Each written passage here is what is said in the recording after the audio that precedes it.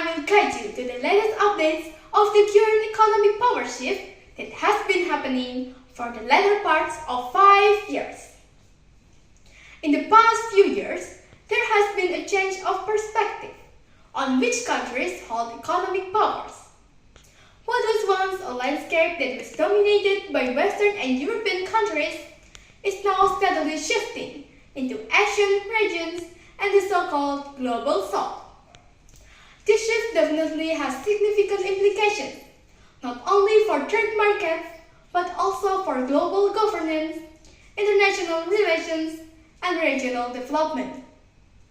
What exactly causes this shift? Nowhere is this shift more visible than in Asia. With huge infrastructure investments, both domestically and internationally, through its Belt and Road Initiative, or BRI, China has seen a rise in its powers economically since the 20th century.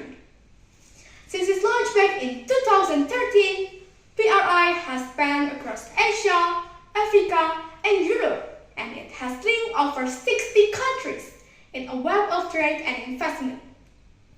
Whilst India's young population and growing digital economy has positioned the country to be projected as the third largest economy in the world within the next decade.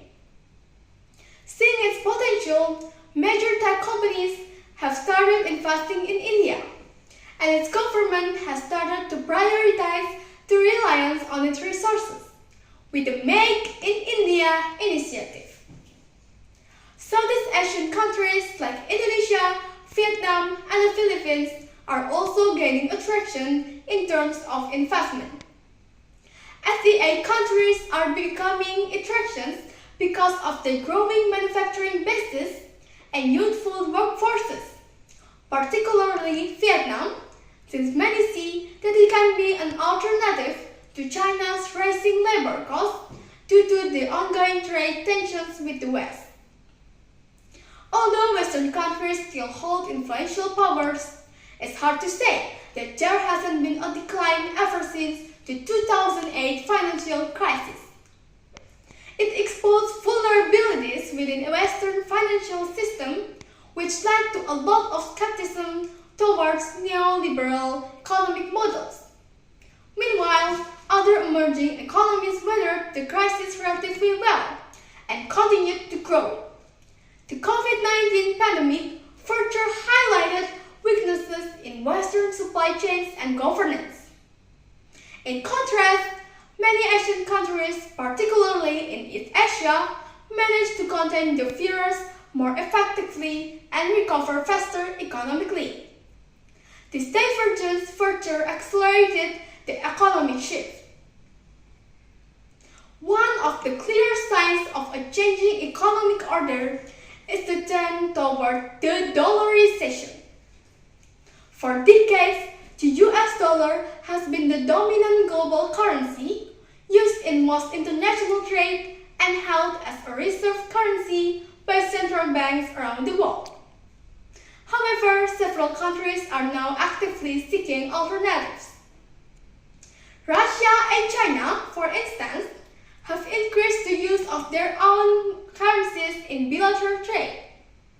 The BRICS nations, Brazil, Russia, India, China, and South Africa have discussed creating a new currency or a basket of currencies to reduce reliance on the dollar. Recently, countries like Brazil and Argentina have signed agreements to conduct trade in their national currencies, and Gulf nations are beginning to explore more alternatives as well. This shift is not just economic, but also political.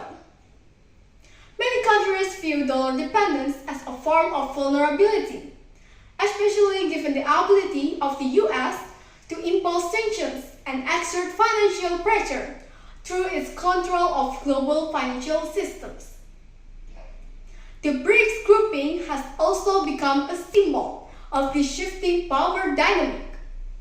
Once seen as a loose coalition of emerging economies, BRICS has grown in ambition and coordination.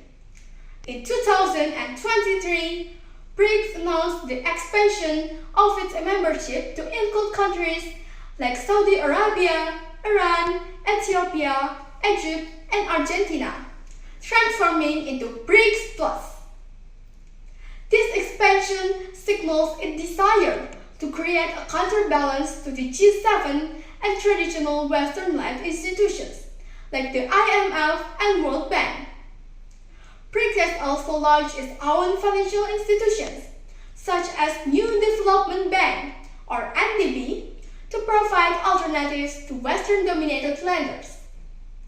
Although still in early stage, these efforts represent a move towards a more multipolar economic system. Despite the momentum, economic power shift is not without challenges.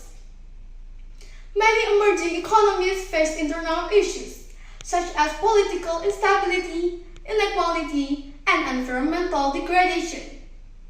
Furthermore, global challenges like climate change, pandemics, and technological disruption require cooperation across old and new powers alike. Western countries are also adapting. The European Union is investing in green technology and digital transformation, while the United States is focusing on industrial policy and supply chain resilience. These moves indicate that while power is shifting, the West is not retreating, but recalibrating. This global economic power shift is reshaping the world order in real time. While it does not signal the end of Western dominance, it certainly marks the beginning of a more multipolar world. In this new landscape, cooperation, competition, and complexity will define international economic relations. For countries like Indonesia and others in the global south, this moment presents both opportunity and risk. The ability to navigate between major powers, build regional partnerships, and prioritize sustainable development will be crucial. This has been Yuna reporting. See you on another occasion.